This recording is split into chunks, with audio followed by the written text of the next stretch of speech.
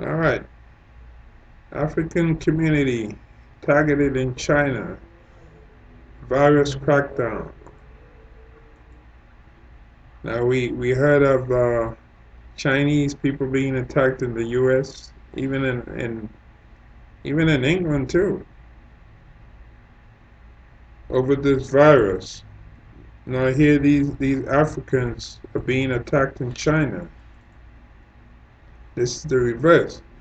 Africans in southern China's largest cities say they have become targets of suspicion and subjected to forced eviction, arbitrary quarantines, and mass coronavirus testing as the country steps up its fight against imported infections.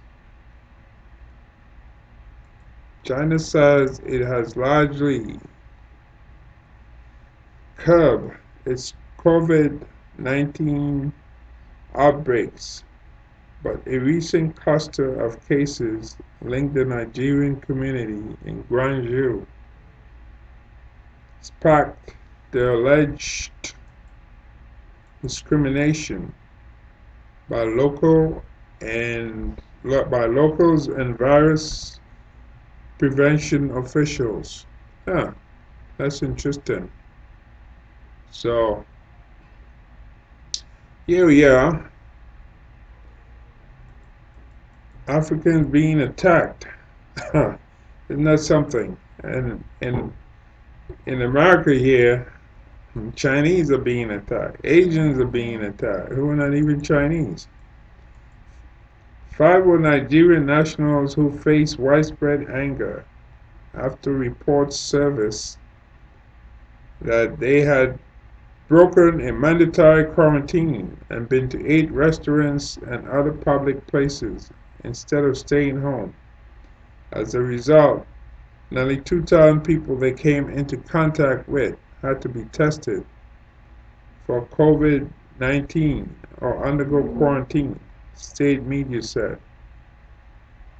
Ghanzhou had confirmed 114 imported coronavirus cases as of Thursday, 16 of which were Africans. The rest were returning Chinese nationals. It has led to Africans becoming targets of suspicion, distrust, and racism in China. Several Africans told AFP they had been forcibly evicted from their homes and turned away by hotels. I've been sleeping under the bridge for 4 days with no food to eat. I cannot buy food anywhere. No shops or restaurants will serve me, said Tony Matthias, an exchange student from Uganda who was forced from his apartment on Monday. We are like beggars on the street, the 24-year-old said. Matthias added that police had given him no information about testing or quarantine, but instead told him to go to another city. Just like that, go to another city, you know? Yeah. That's like living in New York City and the police tell you, go to another city. Okay, I'll go to Jersey City in New Jersey. Or maybe a Hoboken. Police in Ghanzhou declined to comment when contacted by AFP. A Nigerian businessman said he was evicted from his apartment earlier this week. Everywhere the police see us, they will come and pursue us and tell us to go home. Well, where can we go? He said. Growing tensions.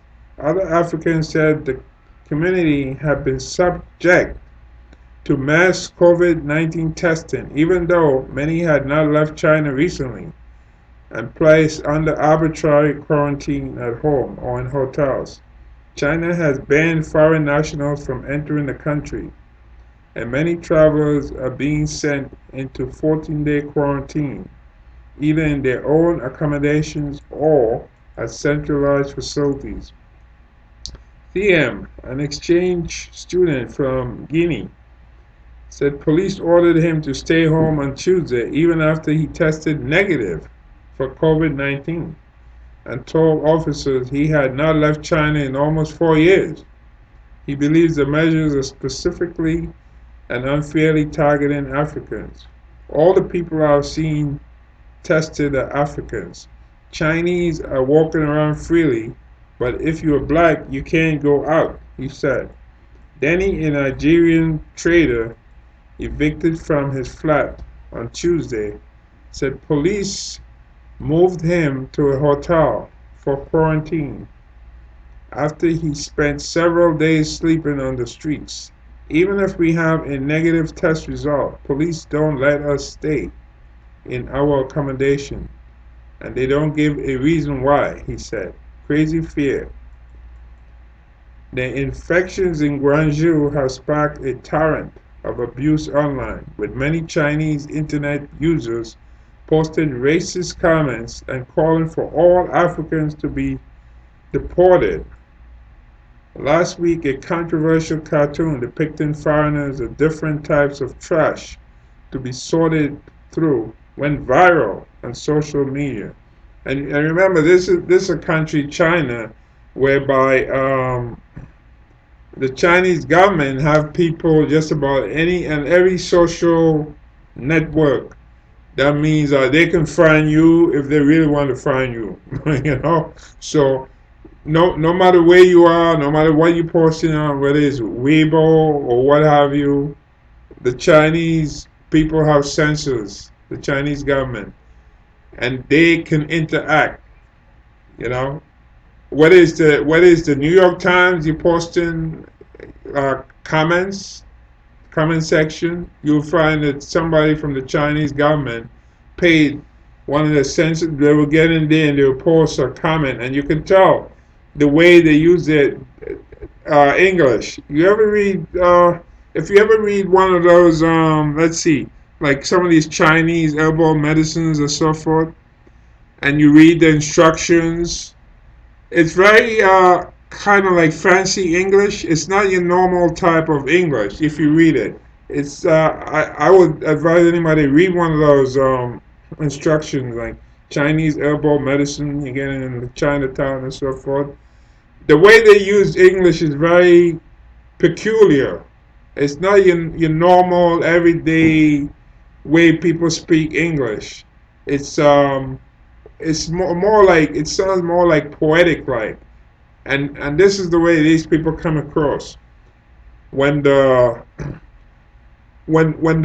people from the Chinese Communist Party, what have you, the paid people will come on and make comments. They stand out.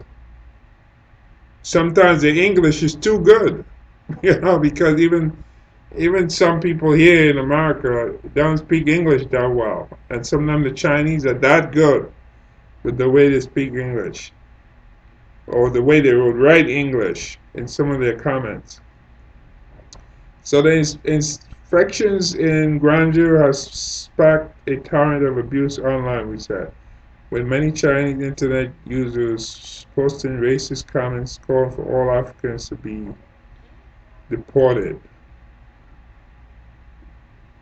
There's just this crazy fear that anybody who's African might have been in contact with somebody who was sick, said David.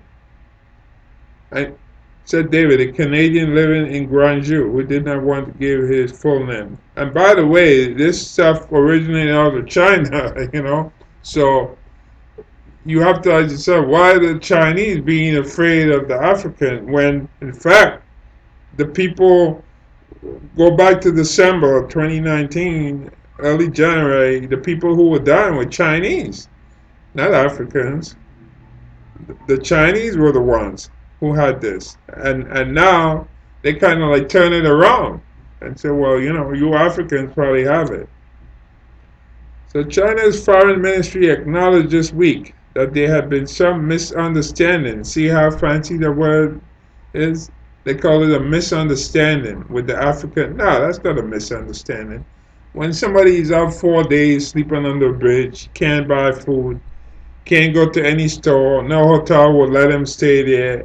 That's the word misunderstanding is laughable. It doesn't even apply. No, that's flat out racism. I'm sorry, that's what it is. I want to emphasize that the Chinese government treats all foreigners in China equally, said spokesman Zhao Lijiang on Thursday, urging local officials to improve their working mechanism. That's not true. That's not true at all. The complaints in Ghanzhou contrast with a welcome reception to Chinese efforts in battling the coronavirus across the African continent, where Beijing this week donated medical supplies to 18 countries. When China engages Africa, it's the central government that does that.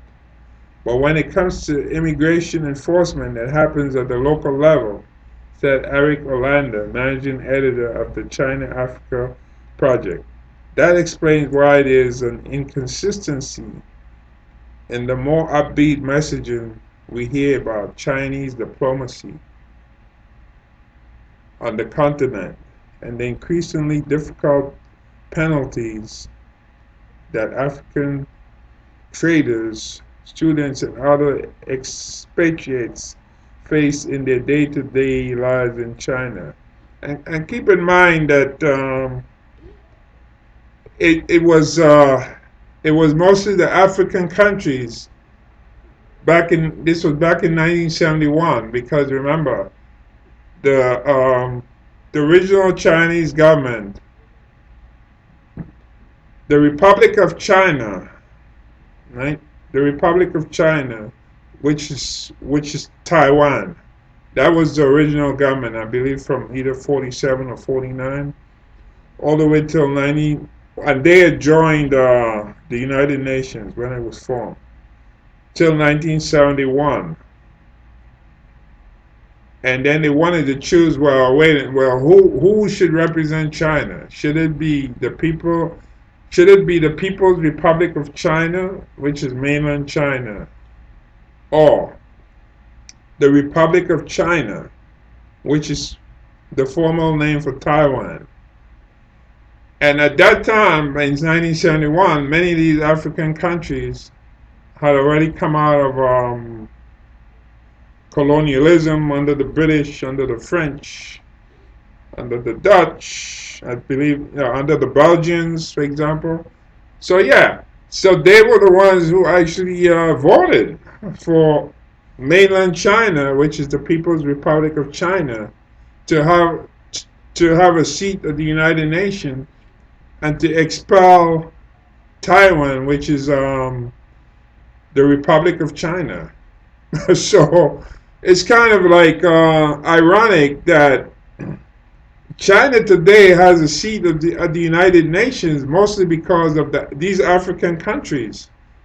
And I think a lot of these Chinese are making racist comments and so forth. I don't even think they know their history, you know, that if it weren't up for these African countries, that these newly African countries that at one time were colonies, these different European countries, and they were now at the United Nations. If it weren't up for them, you want to have mainland China sitting in the United Nations today. It would be Taiwan. So Taiwan was kicked out and replaced by mainland China. You see? So, in other words, then mainland China really owes a debt of gratitude to these African countries because the African countries were the ones that voted to allow them in to take the seat. And now they sit in the Security Council, which is a very important position. I think only about 7 countries at the time sit in the Security Council. The United States is one, I believe France, the British, and so forth. But China is one, and Russia is one. You see, so China has a permanent seat, and I think one member rotates in and out, but doesn't have a permanent seat in the Security Council, which is a very important position. Okay, so let's see. There's another article here I want to get at. African nations, U.S., decry racism against blacks in China. Right? And this is out of Johannesburg, AP. African officials are confronting China publicly and in private over racist mistreatment of Africans in the Chinese city of Ghanzhou. And the U.S. says African Americans have been targeted too. So that's black people from America been also targeted. And this article is posted April the 11th, 2020, and today's Saturday is April the 11th, 2020. So this is current. Some Africans in the commercial hub have reported being evicted or discriminated against amid coronavirus fears. And a U.S. Embassy security alert on Saturday said that police ordered bars and restaurants not to serve clients who appear to be of African origin. And local officials have launched mandatory testing and self-quarantine for anyone with African contacts. Can you imagine if that were happening in the United States, that the United States government or local government was saying mandatory, don't serve anybody who's Chinese or appeared to be Chinese or appeared to be Asian. Can you imagine what would be going on? Well, you can decide for yourself. That's in response to a rise in virus infections in Ghanzhou, the United States said, adding that African Americans have also reported that some businesses and hotels refuse to do business with them. The U.S. statement is titled Discrimination Against African Americans in Ghanzhou. A recent increase in virus cases in China has been largely attributed to people arriving from overseas. For most people, the coronavirus causes mild or moderate symptoms, such as fever and cough. But for others, especially older adults and people with health problems, it can cause severe symptoms like pneumonia. The, the Police and Public Health Bureau in Ghanzhou on Tuesday told reporters that officials had responded to rumors, that 300,000 black people in Ghanzhou were setting off a second epidemic. So this is rumors now. We're talking about a country that has cameras all over the place, but they're going by rumors, which caused panic. Officials said the rumor was untrue. African diplomats in Beijing have met with Chinese foreign ministry officials and stated in very strong terms their concern and condemnation of the disturbing and humiliating experiences our citizens have been subjected to. Sierra Leone's embassy in Beijing said in a statement Friday, adding that 14 citizens had been put into compulsory 14-day quarantine. The diplomats reminded officials of their support of China during the pandemic, especially in the early days. Some African nations that had scores or even hundreds of students stranded during China's earlier lockdown had sided with Chinese officials against calls for evacuations, and many African nations publicly praised Beijing for its virus response. Separately, in an unusually open critique of Beijing, the Speaker of Nigeria's House of Representatives tweeted a video of himself pressing the Chinese ambassador on the issue. It's almost undiplomatic the way I'm talking, but it's because I'm upset about what's going on. Femi, what's this guy? Baja Blamila said. We take it very seriously, Ambassador Zhu Pinjian replied. Nigerian Foreign Minister Jeffrey Onyema said he summoned the ambassador to express extreme concern and call for an immediate government response.